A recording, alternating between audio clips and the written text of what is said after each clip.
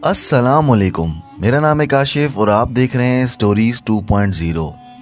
जो लोग हमारे इस चैनल को सुनते हैं, हमारी वीडियोस देखते हैं, वो ये बात जान लें कि आप बिल्कुल ठीक जगह पहुँचे हैं, क्योंकि सुल्तान महमूद गजनवी की कहानियाँ यूट्यूब पर हज़ारों मौजूद हैं। मैंने बहुत तज्ज़िया किया, बहुत तजुर्बा किया, बस सारी झूठ पर मबनी है, व्यूज़शिप और पैसों का फड्डा। मैं जो कहानी आपको पेश कर रहा हूँ ये 3-4 किताबों का मजमूआ है, क्योंकि मैं चाहता हूँ कि मुसलमानों की तारीख हक़ाइक़ के साथ मालूम हो। इसीलिए मेरी इस कोशिश की दाद ज़रूर दीजिएगा और मुझे ज़रूर दुआओं में याद रखें। अगर आपने पिछली एपिसोड नहीं सुनी तो ऊपर आई बटन पर क्लिक करें और एपिसोड सुन लें। पिछली एपिसोड का हमने इख्तिताम किया था सुखपाल, जिसका नया नाम इस्लाम कबूल करने के बाद नवासा शाह रख दिया था और सुल्तान महमूद ने उसे अमीर मुकर्रर कर दिया था। उसने अपनी फ़ौज में शामिल तमाम जो कैदी जिनको सुल्तान महमूद गजनवी की फ़ौज ने हिरासत में लिया था, तमाम हिंदुओं कैदियों को उनसे खिताब करना चाहा।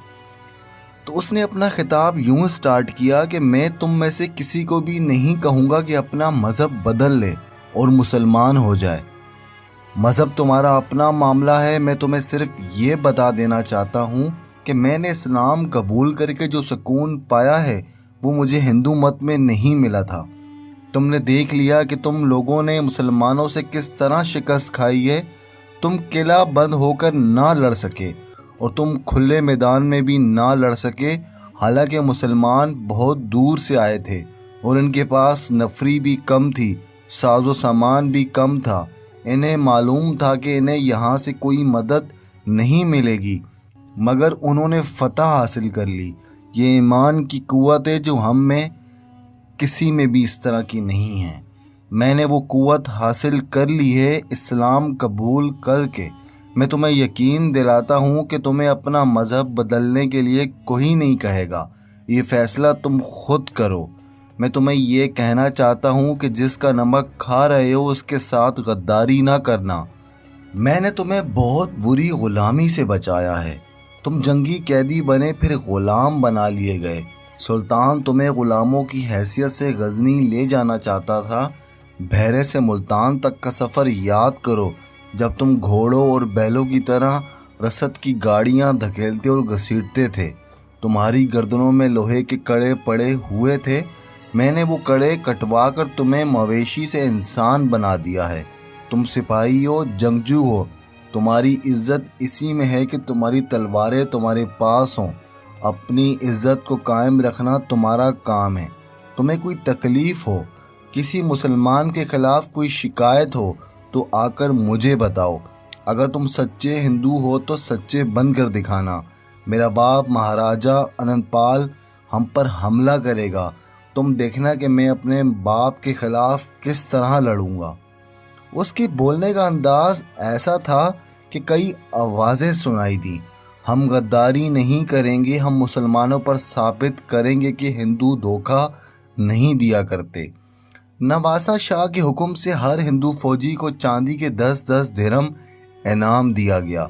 ये मालूम नहीं हो सका कि सुखपाल ने इस्लाम कबूल करने से पहले ये शर्त आयद की थी कि बहरे का मंदिर हिंदुओं की इबादत के लिए महफूज रहने दिया जाए, या सुल्तान महमूद ने हिंदुओं को खुश करने के लिए मंदिर को नहीं छेड़ा था।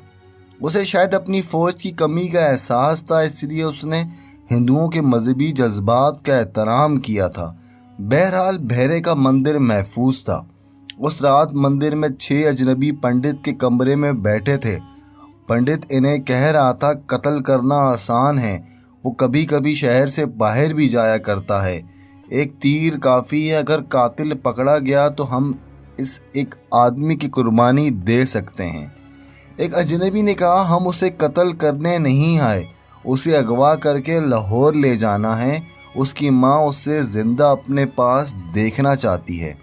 मैं भी उसे ज़िंदा ही देखना चाहता हूँ, पंडित ने ऐसा जवाब दिया, लेकिन हिंदू के रूप में मैं उसे नवासा शाह से फिर सुखपाल बनाने के लिए परेशान हो रहा हूँ। उसने अपनी फ़ौज की ही तो तौहीन नहीं की, अपने मज़हब को नापाक कर दिया है। ہم نے ہزاروں مسلمانوں کو ہندو بنایا ہے. اگر ہندو راجے مہاراجا جو مسلمان ہونے لگے تو یہ مندر کھنڈر بن جائیں گے اور دیوی دیوتاؤں کا ہم پر قہر نازل ہوگا. ایک اجنبی نے ان سے سوال پوچھا، آپ ہماری رہنمائی کریں اس معاملے میں. ہمیں بتائیں کہ سکھپال کب شہر سے باہر نکلے گا یا اسے شہر سے باہر نکالنے کا کوئی ذریعہ پیدا کریں. کیا آپ اسے کسی جال میں لا سکتے ہیں؟ پنڈت گہری سوچ میں پڑ گیا. کچھ دیر سوچنے کے بعد پنڈت نے بولا، ہاں میں ایک جال تیار کر سکتا ہوں. تم مندر میں ہی ٹھہرے رہو، یہاں تم پر کوئی شک نہیں کر سکتا. 1-2 دن انتظار کرو. پنڈت نے بڑی حیرانی سے یہ بات کہی کہ میں سوچ رہا ہوں کہ وہ سکھپال اتنے کم دن میں، اتنے کم وقت میں اتنا پکا مسلمان کس طرح بن گیا ہے. کچے ذہن کا جوان آدمی ہے. اس میں سے ایک اجنبی نے ایسا کہا کہ کچے ذہن کا جوان آدمی ہے، مسلمانوں کے جھانسے میں آ گیا ہے. میرا خیال ہے کہ محمود اسے یہاں کے ہندوؤں کو گمراہ کرنے کے لیے استعمال کرے گا، ورنہ غزنی کا سلطان ایسی حماقت نہیں کر سکتا کہ کل جس نے اس سے لڑ کر ہتھیار ڈالے ہوں اور اپنا مذہب بھی تبدیل کر لیا ہو، اسے محمود اتنے بڑے علاقے کا حکمران بنا دے. اپنے مذہب اور مسلک کے لیے سکھپال کو یہاں سے غائب کرنا لازمی ہے، خواہ ہماری جانیں چلی جائیں. ان 6 آدمیوں کو راج گوپال اور راجہ نندپال کی رانی پریم دیوی نے سکھپال کے اغوا کے لیے بھیجا تھا. یہ لاہور کی فوج کے چنے ہوئے بہادر اور ذہین آدمی تھے. رانی نے انہیں سونے کی صورت میں انعام دینے کا وعدہ کیا تھا اور یہ بھی کہ کامیابی کی صورت میں انہیں 2 راتیں راج محل میں رکھا جائے گا، جہاں وہ ویسے ہی عیش و عشرت کریں گے جیسے مہاراج کرتے ہیں. انعام کی لالچ کے علاوہ ان 6 آدمیوں میں مذہب کا جنون پیدا کیا گیا تھا.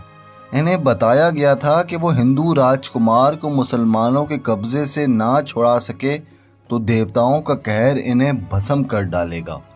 یہ 6 آدمی خالی ہاتھ واپس جانے کے لیے نہیں آئے تھے. وہ درویشوں کے لباس میں بھیرے میں داخل ہوئے اور رات کے اندھیرے میں مندر میں چلے گئے تھے. انہوں نے پنڈت کو بتایا تھا کہ وہ یہاں کیوں آئے ہیں. انہوں نے یہاں تک کہا تھا کہ وہ نواسہ شاہ کی خوابگاہ میں داخل ہو کر اسے اٹھا لے جانے کو تیار ہیں. پنڈت نے انہیں روک دیا کیونکہ اس طریقے سے کامیابی کا کم اور مارے جانے کا خطرہ زیادہ ہے. پنڈت نواسہ شاہ کو کسی پھندے میں لانے کا سوچ رہا تھا. 2-3 روز بعد پنڈت کو پتہ چلا کہ امیر بھیرے کہیں سے واپس آتے ہوئے مندر کے سامنے سے گزر رہا ہے. پنڈت مندر سے نکلا اور راستے میں کھڑا ہو گیا. نواسہ شاہ گھوڑے پر سوار آ رہا تھا. 2 گھوڑے سوار جو محافظ تھے اس کے آگے تھے اور 4 گھوڑا سوار اس کے پیچھے تھے. پنڈت اور آگے ہو گیا. آگے والے محافظوں نے اسے پیچھے ہٹ جانے کو کہا لیکن وہ نہ ہٹا. اس نے نواسہ شاہ کی طرف دیکھ کر ہاتھ جوڑے، پھر تعظیم میں جھک کر دھورا ہو گیا. نواسہ شاہ نے گھوڑا روک لیا. پنڈت کا انداز بتا رہا تھا وہ کچھ کہنا چاہتا ہے. نواسہ شاہ کو سلطان محمود غزنوی نے خاص طور پر کہا تھا وہ چونکہ ہندوستانی ہے اور ہندو بھی رہا ہے، اس لیے وہ یہاں کے لوگ خصوصاً ہندوؤں کے فطرت اور عادات سے اچھی طرح آگاہ ہے. وہ بحرے اور گرد و نواح کے لوگوں سے ملتا ملاتا رہے، ان کی شکایتیں سنے اور انہیں ہر لحاظ سے مطمئن اور خوش رکھے تاکہ یہاں کے لوگ اپنے آپ کو غلام یا رعایا نہ سمجھیں. اسی ہدایت کے تحت نواسہ شاہ باہر نکلا تھا. وہ وہاں کے کسانوں سے مل کر آ رہا تھا. پنڈت کو اس نے راستے میں ہاتھ جوڑے کھڑے دیکھا تو وہ گھوڑے سے اتر آیا اور پنڈت سے پوچھا کہ وہ کچھ کہنا چاہتا ہے.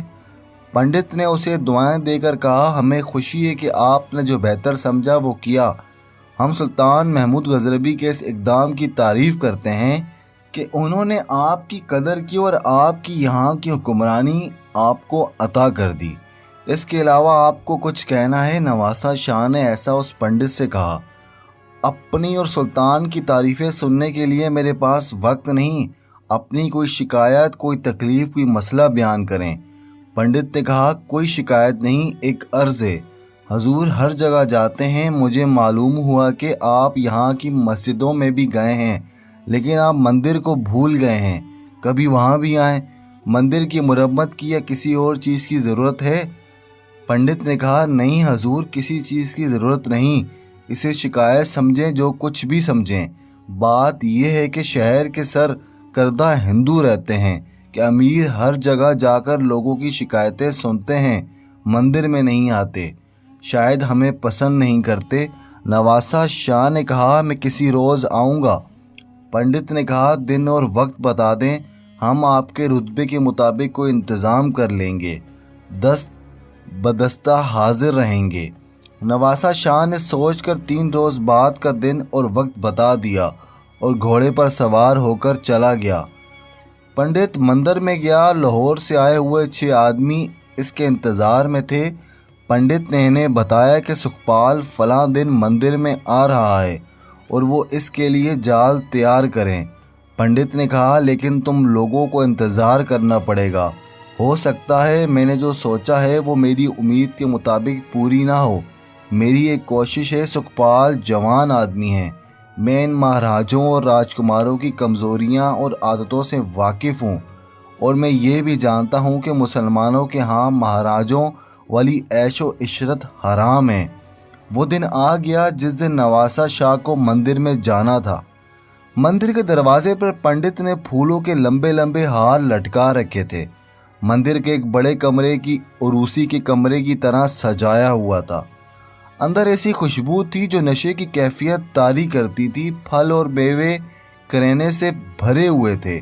4 نوعمر لڑکیاں کمرے میں کھڑی تھی۔ نواسہ شاہ اس کمرے میں داخل ہوا تو لڑکیوں نے خوشنما ٹوکریاں اٹھا لیں اور نواسہ شاہ کے قدموں میں پھولوں کی پتیاں ٹوکریوں سے نکال کر پھینکنے لگیں۔ ان لڑکیوں کے بال کھلے ہوئے اور ان کی اریاں کندھوں پر بکھری ہوئی تھیں۔ وہ جب ذرا سا جھک کر پھول نچھاور کرتی تھی تو ان کے جسم پھولدار پودوں کی طرح لہلاتے تھے۔ ان کے لباس عام ہندو لڑکیوں سے بہت مختلف تھے، وہ کسی اور ہی دیس کی معلوم ہوتی تھیں۔ ان کے لبوں پر تبسم تھا۔ نواسہ شاہ کی نظریں ان لڑکیوں میں الجھ کر رہ گئیں۔ پنڈت نے ٹھیک کہا تھا، وہ مہاراجوں اور راجکماروں کی کمزوریوں سے واقف تھا۔ اس نے اس راجکماری کی دکھتی رگ پر اپنے ہاتھ میں لینے کا اہتمام کر رکھا تھا اور یہ اہتمام اثر دکھا رہا تھا۔ فرشی وردی بچھی ہوئی تھی اور اس پر مخمل کی چادریں بچھی تھی۔ گول تکیے رکھے تھے جن کی غلاف بھی مخمل کے تھے۔ مختصر یہ کہ اس کمرے میں وہی سج دھج تھی جو مہاراجوں کے خاص کمروں کی ہوا کرتی تھی۔ نواسہ شاہ ایک تکیے کے ساتھ بیٹھ گیا۔ ایک لڑکی نے جھک کر اس کے پاؤں میں عطر چھڑکا۔ اس نے نواسہ شاہ کی آنکھوں میں آنکھیں ڈالی اور لڑکی کے لبوں پر تبسم حجاب سے زیادہ نکھر آیا۔ اس شرمیلے تبسم نے نواسہ شاہ کو ہلا کر رکھ دیا۔ اس نے اپنے جذبات کی دنیا میں زلزلے کی شدید جھٹکا محسوس کیا۔ دوسری لڑکیوں نے اس کی آگے پھولوں کی تشتریاں رکھیں۔ پنڈت نے ہاتھ جوڑ کر کہا، حضور کو تو معلوم ہے کہ مندر میں ماس نہیں آ سکتا۔ آپ کے لیے گوشت کا انتظام کر بھی دیتے تو آپ اسے ہاتھ نہ لگاتے، کیونکہ یہ مسلمانوں کی طرح ذبح کیا ہوا نہ ہوتا۔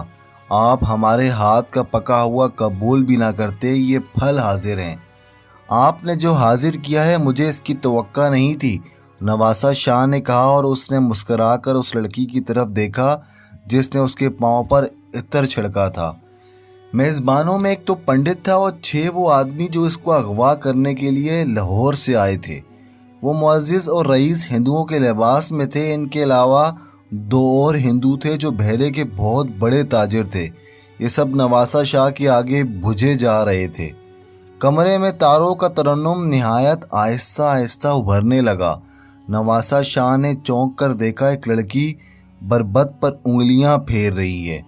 اس نے اپنی زبان کا ایک نغمہ چھیڑ دیا۔ اس کی آواز میں ساز تھا۔ وہ گنگنا رہی تھی جیسے وہ ندی کنارے تنہا بیٹھی ہو اور اسے یہ احساس ہو کہ ارد گرد کوئی بھی نہیں۔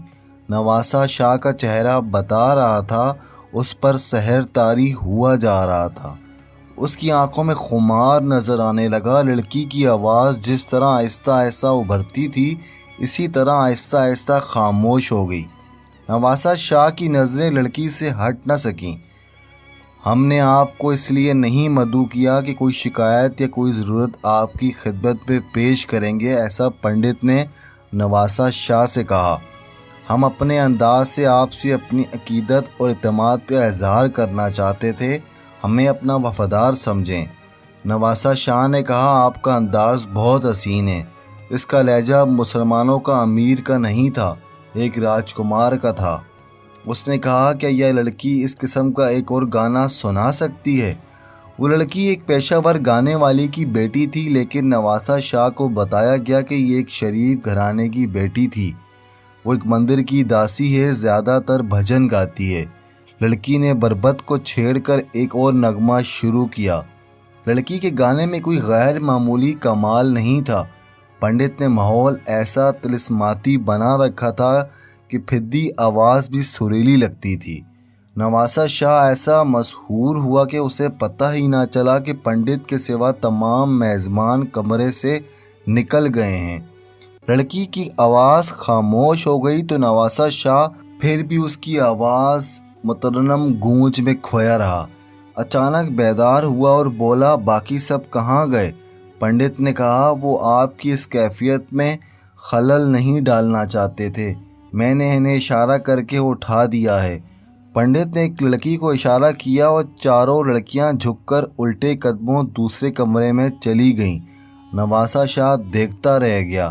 اس نے تشنیع سی آواز میں پوچھا، یہ کیوں چلی گئی ہیں؟ پنڈت نے کہا، مسلمانوں کے ہاں یہ راگ رنگ حرام ہیں، میں نے انہیں کمرے سے نکل جانے کا اشارہ کیا تھا، اگر آپ چاہیں تو بلا لیتا ہوں۔ نواسہ شاہ نے کہا، نہیں، یہ راگ رنگ حرام ہیں۔ پنڈت نے کہا، حضور ایک بات کہوں، بری لگے تو معاف کر دینا، آپ نے دل سے نہیں کہا کہ یہ سب حرام ہیں، اپنے دل پر جبر نہ کریں، میں بوڑھا ہو گیا ہوں، انسانوں کے دلوں کی بات ان کی آنکھوں میں پڑھ لیا کرتا ہوں۔ آپ نے اسلام قبول کر لیا ہے، اچھا کیا ہے، آپ کو اسلام کے اصولوں کی پابندی کرنی چاہیے، لیکن آپ جوان ہیں، اپنے دل پر پتھر نہ رکھیں، ورنہ آپ کا دل ان پابندیوں سے باغی ہو جائے گا اور آپ کی زندگی جہنم بن جائے گی۔ اپنی عادتیں، اپنی فطرت آہستہ آہستہ بدلیں۔ یہ کیسے ہو سکتا ہے کہ آپ یک لخت شراب بھی ترک کر دیں، عیش و عشرت بھی، جس میں آپ چنے پلے جوان ہوئے؟ میں اچھی طرح جانتا ہوں کہ اس ماحول کو، ان لڑکیوں کو دیکھ کر آپ دہرا رہے، آپ اڑ رہے ہیں، آپ کے اندر مسلمان اور ہندو کا تصادم ہو رہا ہے، یہ ہوتا رہے گا، آہستہ آہستہ ختم ہوگا۔ میں چاہتا ہوں کہ آپ مسلمانوں کو ہندو پر غالب آنے دیں، لیکن ہندو کو راضی رکھ کر اس سے نجات حاصل کریں۔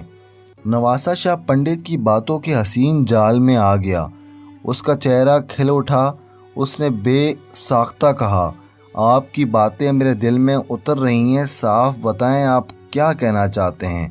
میں کہہ رہا ہوں کہ میں نے آپ کے لیے یہ اہتمام صرف اس لیے کیا ہے کہ آپ کو اس کی بہت ضرورت ہے، آپ کی ضرورت پوری ہونی چاہیے، لیکن چوری چھپے۔ میں نہیں چاہتا کہ کسی کو پتہ چلے کہ آپ نے مندر میں اپنے محل کی راتوں کو تازہ کیا ہے۔ آپ کو سلطان نے جو رتبہ دیا ہے اس پر مجھے فخر ہے، میں آپ کی پردہ پوشی کروں گا، آپ کی مدد بھی کروں گا کہ آپ کی جذباتی ضروریات بھی پوری ہوتی رہیں، اور آپ کو مسلمانوں کی طرف سے جو نازک ذمہ داری سونپی گئی ہے اس سے بھی آپ کو کوتاہی اور چشم پوشی نہ کر سکے، پھر آپ آہستہ آہستہ ذہن سے عیش و عشرت کو نکالتے چلے جائیں۔ نواسہ شاہ جوان تھا، 4-5 ماہ پہلے تک وہ محلات کی ان عیاشیوں میں رہا تھا جنہیں جائز سمجھا جاتا تھا۔ اس نے مسلمان ہو کر اپنا دل مار لیا تھا۔ مولوی سعید اللہ قاسمی اور امارات کے حکام نے اسے اسلامی سانچے میں ڈھالنا شروع کر دیا تھا۔ وہ نئی زندگی اور نئے مذہب کی بخوبی قبول کر چکا تھا، اس نے فرائض سر انجام دینے شروع کر دیے تھے، مگر پنڈت نے اس کے اس اقدام کو سراہتے ہوئے نہایت استادی سے اس کے اندر ہندو راجکمار کو بیزار کر دیا۔ نواسہ شاہ نے اتنی حسین لڑکیوں کو ان کے تبسم اور ان کی طلسماتی انداز کو دیکھا تو وہ ڈگمگانے لگا۔ نواسہ شاہ نے کہا اگر میرے ماتحت حاکموں کو پتہ چل گیا تو میرا اعتماد ختم ہو جائے گا، وہ مجھ پر الزام عائد کریں گے کہ میں ہندوؤں کے ساتھ مل گیا ہوں۔ پنڈت نے اپنے لفظوں کا جادو چلاتے ہوئے کہا کہ میں کسی کو معلوم نہیں ہونے دوں گا کہ یہ سب کچھ آپ نے کر دیا ہے۔ میں آپ کو اس راز کی ہمیشہ پردہ پوشی کروں گا اور میں آپ کو اپنی ذمہ داریوں سے بھی نہیں ہٹنے دوں گا، اور میں آپ کو اسلام سے بھی منحرف نہیں ہونے دوں گا۔ لیکن میں آپ کو یہ بتا دوں کہ مسلمان امراء بھی چوری چھپے عیاشی کرتے ہیں۔ ان میں کوئی ایسا نہیں جس کی صرف ایک بیوی ہو، انہوں نے 3-3 4-4 بیویاں رکھی ہوئی ہیں۔ وہ بیویاں بدلتے رہتے ہیں، جو پرانی ہو جاتی ہے اس کی جگہ نئی لے آتے ہیں۔ نواسہ شاہ کے چہرے پر رونق آتی جا رہی تھی۔ پنڈت نے زہر میں بجھا ہوا ایک اور تیر چلایا۔ اس نے کہا آپ اپنے جن ماتحت حاکموں کی بات کر رہے ہیں کبھی ان کے گھروں میں جھانکیں، وہ اپنی بیویوں کو ساتھ نہیں لائے۔ یہاں ان کی راتیں ہندو لڑکیوں کے ساتھ بسر ہو رہی ہیں، وہ شراب بھی پیتے ہیں اور صبح جب آپ کے سامنے آتے ہیں تو پکے مسلمان ہوتے ہیں۔ نواسہ شاہ نے کہا میں انہیں روک سکتا ہوں، مجھے سلطان نے کہا تھا کہ کسی کو عیش و عشرت میں نہ پڑنے دینا، کسی حاکم کا گناہ معاف نہ کرنا۔ پنڈت نے کہا اگر آپ ایسا کریں گے تو آپ سازش کا شکار ہو جائیں گے۔ یہ لوگ آپ پر ایسے الزام عائد کریں گے کہ سلطان محمود بھی چکرا جائے گا اور آپ کو اس جرم میں جلاد کے حوالے کر دیا جائے گا۔ آپ نے دل سے اسلام قبول نہیں کیا تھا اور آپ اندر سے ہندو رہ کر سلطنت کو نقصان پہنچا رہے ہیں۔ آپ نو عمر ہیں، انسانی فطرت کو آپ نہیں سمجھ سکتے۔ انسان اپنے نفس کا غلام ہے، اس کی نفسیاتی ضروریات پوری نہ ہوں تو وہ اپنے روزمرہ فرائض خوش اسلوبی سے سر انجام نہیں دے سکتا۔ آپ اپنے اوپر جبر نہ کریں، کبھی کبھار یہاں آ جایا کریں، مجھے آپ اپنا مخلص دوست پائیں گے۔ نواسہ شاہ نے کہا میں آیا ہوا تو ہوں۔ پنڈت نے کہا نہیں، باہر آپ کے محافظ کھڑے ہیں، آپ کے عملے کو معلوم ہے کہ آپ یہاں آئے ہوئے ہیں، ہو سکتا ہے 1-2 جاسوس بھی موجود ہوں، میں آپ کے خلاف کوئی بات نہیں ہونے دوں گا۔ اب آپ چلے جائیں، رات کو اس طرح یہاں آئیں کہ کوئی آپ کو باہر نکلتے اور یہاں آتے نہ دیکھ سکے۔ آپ کے لیے یہ کوئی مشکل کام نہیں، یہاں سے آپ کو خیریت سے واپس لے جانا میرا کام ہے۔ نواسہ شاہ نے کہا یہ لڑکیاں موجود ہوں گی، میں یہ گانا سننا چاہتا ہوں۔ پنڈت نے کہا آپ آئیں گے تو انہیں حاضر کر لیا جائے گا اور شراب وہ پیش کروں گا جس کی بو نہیں ہوگی۔ یہ شراب راجہ بجی رائے کے لیے کنوج سے آیا کرتی تھی۔ نواسہ شاہ نے کہا میں کل رات آؤں گا، میں کل رات ضرور آؤں گا۔ ناظرین، کس طریقے سے اس پنڈت نے اس مسلمان ہوئے نواسہ شاہ کو اپنے جال میں پھنسا لیا۔ مسلمانوں کی اگر تاریخ آپ اٹھا کے پڑھیں تو مسلمان 3 چیزوں سے ہمیشہ مار کھا گئے۔ پہلا اقتدار، دوسرا دولت، تیسرا عورت۔ اللہ تعالیٰ ہم سب مسلمانوں کو ان 3 چیزوں کے فتنے سے ہمیشہ دور رکھے۔ میری نئی ایپیسوڈ آنے کا انتظار کرنا، مجھے اپنی دعا